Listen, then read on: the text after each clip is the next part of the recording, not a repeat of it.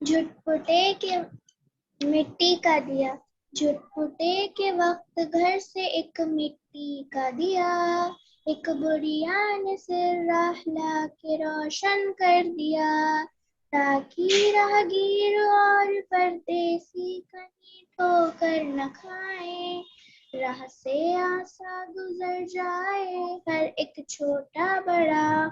یہ دیا بہتر ہے ان جھاڑوں سے اور فانوس سے، روشنی محلوں کے اندر ہی رہی جن کی صدا، گر نکل کر ایک ذرا محلوں سے باہر دیکھیے، ہے اندھیرا گپ در و دیوار پر چھایا ہوا، سرخ رو آفاق میں وہ رہنما مینار ہے، روشنی سے جن کی ملا ہو کے بیڑے پار ہیں۔